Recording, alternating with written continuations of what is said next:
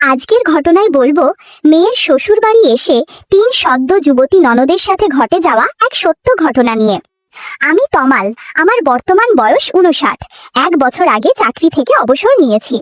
আমার খুব বেড়াতে ভালো লাগে। আমার স্ত্রী গত হয়েছেন বছর 5 আগেই। একটি মাত্র মেয়ে, তারও বিয়ে দিয়েছি 8 বছর হলো। মেয়ের শ্বশুর বাড়ি কলকাতাতেই। ওদের জয়েন্ট ফ্যামিলি আর বেশ বড় সংসার। আমার জামাই রেলে চাকরি করে, আর আমার জামাইরা 5 ভাই আর 3 বোন। মেয়ের জামাইয়ের নাম সমর, সবার বড়। ওর পর 3 ভাই, তারপর 3 বোন, আর শেষে আরো 2 ভাই। একা সমরই শুধু চাকরি করে, বাকি 2 ভাই আর ওদের বাবা মিলে ওদের পারিবারিক ব্যবসা দেখাশোনা করে। 3 মেয়ের মধ্যে বড় মেয়ের শুধু বিয়ে হয়েছে, বাকি দুজনের জন্য পাত্রের খোঁজ চলছে। মেয়েদের ওপরের 2 ভাইয়ের বিয়ে হয়ে গেছে, তাতে আমরাও মানে আমি ও আমার স্ত্রী মিতা গিয়েছিলাম। প্রথম ছেলে মানে আমার জামাই সমর, দ্বিতীয় অমর। এই ঘটনা 2000 সালের জানুয়ারির প্রথম সপ্তাহে। অমরের বিয়ে ঠিক হয়। আমি ও আমার স্ত্রী আগের দিন বিকেলেই আমার মেয়ের শ্বশুর বাড়ি পৌঁছে গেছি। আমার মেয়ের শ্বশুর মশাই দীপেন বাবুর বিশেষ অনুরোধে। বাড়ি একদম গম গম করছে অতিথি সমাগমে। আমাকে দেখে দীপেন বাবু এগিয়ে এসে বললেন, ওহ, আমি নিশ্চিন্ত হলাম আপনাকে কাছে পেয়ে। উনি আরো বললেন, আমার তো কোনো কাজ নেই, আর এখনকার ছেলে মেয়ের সাথে আমি ঠিক মিশতে পারি না। আপনার সাথে কথা বলে আড্ডা দিয়েই আমার সময় কেটে যাবে। আমি বললাম, সে না হয় হলো, কিন্তু বিয়ে বাড়ির কাজ তো অনেক, সেগুলো তো দেখতে হবে। আমাদের কথার মধ্যেই সমর আমাকে দেখে এগিয়ে এসে প্রণাম করে বলল, মা আসেননি? আমি বললাম, হ্যাঁ, উনিও এসেছেন, দেখো মেয়ে মহলে আছেন বোধহয়। বলতেই সমর চলে গেল। দীপেনবাবু বললেন, আরে বাবা, এরা সবাই আমাকে কোনো কাজই করতে দিচ্ছে না, বলছে তুমি শুধু অতিথি আপ্যায়ন করো। সত্যি বলতে কি, আমার বড় ছেলে সমর একাই 10 দিক সামলাচ্ছে, আর তেমনি আমার বৌমা আপনার মেয়ে একাই হেসেল সামলাচ্ছে। আমার অনেক জন্মের পুণ্য ফলে এরকম বৌমা পেয়েছি। এসব শুনে গর্বে আমার বুক ভরে উঠল। দীপেনবাবু বললেন, অরে, আমি তো ভুলেই গেছি, সেই তখন থেকে আপনাকে দাঁড় করিয়ে রেখেছি। চলুন চলুন, ওই ঘরে বসে গল্প করি। আমাকে নিয়ে একটা ঘরে ঢুকিয়ে বললেন, এই সোফাতে বসুন, আমি ভিতরে গিয়ে চা বলে আসি। ওনার কথা শেষ হবার আগেই দীপেনবাবুর স্ত্রী দীপা আর তোমাকে কষ্ট করে যেতে হবে না বলতে বলতে চায়ের সরঞ্জাম নিয়ে ঘরে ঢুকলেন। চায়ের ট্রে নামিয়ে রেখে হাত জোর করে নমস্কার করলেন। বললেন, আমার অনেক অভিযোগ আছে আপনার মেয়ের বিরুদ্ধে। আমার তো ভয় ধরে গেল, মেয়ে আবার কি করলো। দীপা বলতে শুরু করলেন, কেমন শিক্ষা দিয়েছেন মেয়েকে, আমার কোনো কথাই শোনে না। এমন অবাধ্য মেয়ে আমি আগে কখন দেখিনি। আমি বললাম, আপনি আমাকে বলুন ও কি করেছে, তারপর আমি দেখছি। দাঁড়ান দাদা, আমি আপনার মেয়েকে ডেকে আনছি, ওর সামনেই আমি সব বলবো। আমার মেয়ে বাবলি এসে বলল, আমাকে ডাকতে যেতে হবে না। আমার দিকে তাকিয়ে বলল, বাবা, তুমি মার কথা একদম শুনবে না। উনি আমাকে রান্নাঘরে ঢুকতে দেবেন না, একাই সব কিছু করবেন। আমাকে সকালে ঘুম থেকে উঠে বিছানাতেই বসে থাকতে হবে, আর উনি আমাকে চা করে দিয়ে যাবেন। এসব আমি সইতে পারবো না। আমি আমার মেয়ের দিকে তাকিয়ে সব ব্যাপারটা বুঝতে চেষ্টা করছি। বাবলি আরো বলল, জানো বাবা, ওনার হাই প্রেশার, ডাক্তার ওনাকে আগুনের কাছে থাকতে মানা করেছেন, তবুও আমাকে বকাবকি করে নিজেই রান্নাঘরে ঢুকবেন।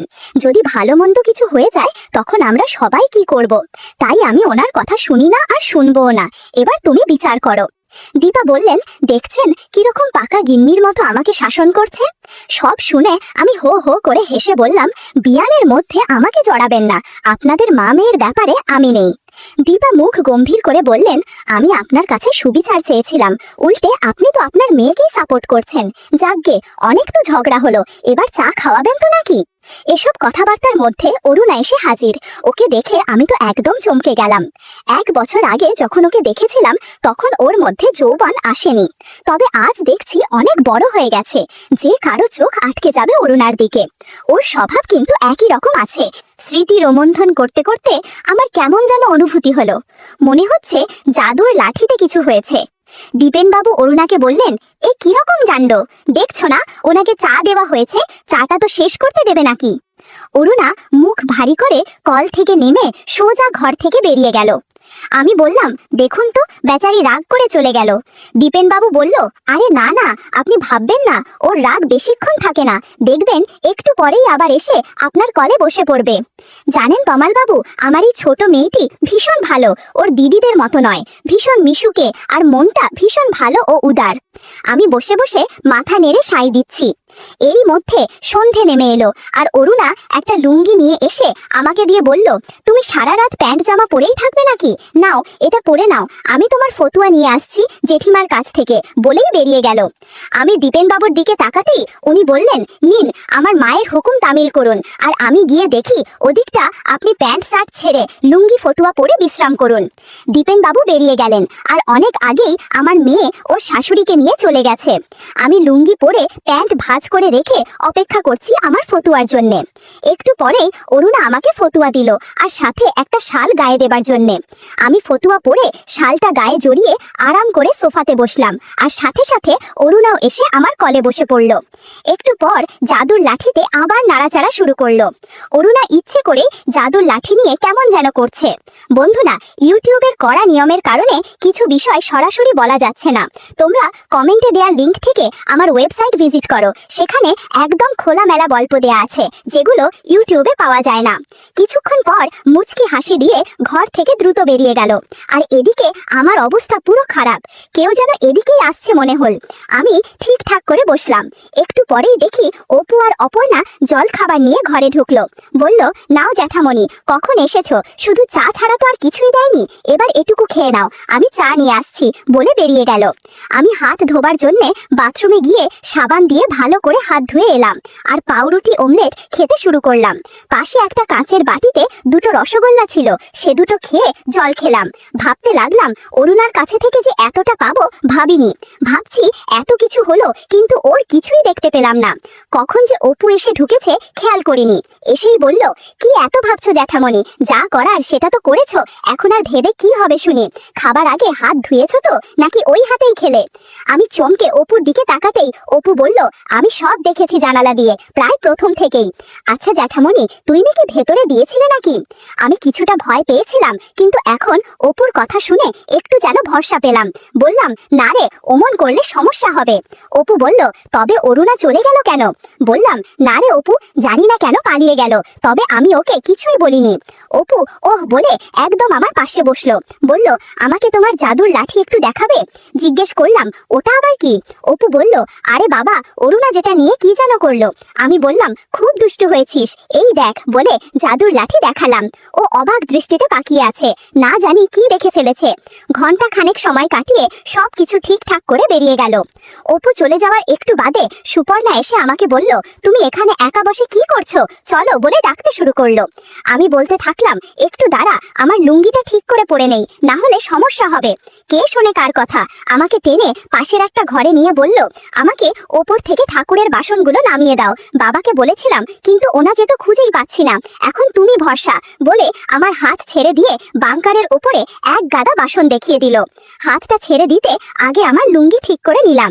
একটা চেয়ার এনে বলল, নাও জ্যাঠামণি, এটার ওপরে উঠে বাসনগুলো নামিয়ে দাও। কি আর করা, একটা ভয় ভয় ভাব নিয়ে চেয়ারে উঠলাম। সুপর্ণা তাগাদা দিল, কি গো, বাসনগুলো পারো? এই তো পারছি, বলে হাত উঠিয়ে দুটো বাসন দু হাতে ধরে নামিয়ে সপুর হাতে দিলাম। আর দিতে গিয়েই ওপর থেকে ওর নাইকির দিকে চোখ গেল। একটু সময় থেমে থেকে দেখছিলাম। সেটা সুপর্ণা বুঝতে পেরে বলল, কি দেখছো জ্যাঠামণি? আরে কি আর দেখবো বলে ওর হাতে দুটো বাসন ধরিয়ে দিলাম।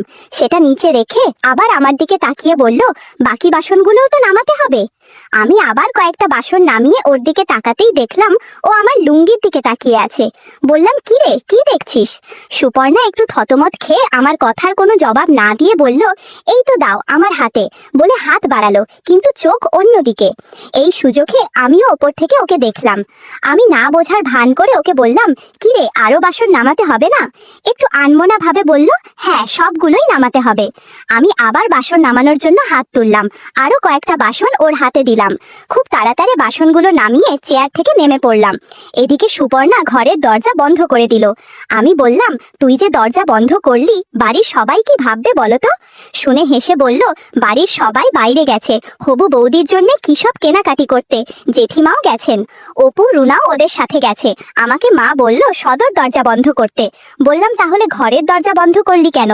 বাড়ির এবার মাসি আছে না, উনি তো রান্নাঘরে রাতের রান্না বান্না করছেন, যদি হঠাৎ এখানে এসে হাজির হন তাই। আর কথা না বাড়িয়ে আমাকে জাদুর লাঠি দিয়ে জাদু দেখাও, আমার আর তর সইছে না। এবার আমি ওর কাছে এগিয়ে গেলাম আর বললাম, শুধু আমিই দেখাবো, তুই কিছু দেখাবি না? বলল, হ্যাঁ, তবে আগে তোমাকে দেখাতে হবে। মিনিট 10 জাদু দেখালাম, এমন জাদু ও জীবনে দেখেনি। বেশ কিছুক্ষণ দুজনে বিশ্রাম করলাম। মনে হলো বাইরে কেউ যেন কথা বলছে, তাই আমরা সব ঠিকঠাক করে গুছিয়ে নিলাম। সুপর্ণা বলল, জেঠুমণি আরো 2টো বাসন ওপরে আছে, ও 2টো নামিয়ে দাও, আমি দরজা খুলছি। আমি বাসন 2টো নামিয়ে চেয়ার থেকে নেমে খোলা দরজা দিয়ে দুজনে বেরিয়ে এলাম আর পুজোর ঘরে বাসনগুলো রেখে সোজা বাথরুমে চলে গেলাম। ঘর থেকে যখন বেরোলাম, সুপর্ণার মাসি আবার রান্নাঘরের দিকে যাচ্ছে।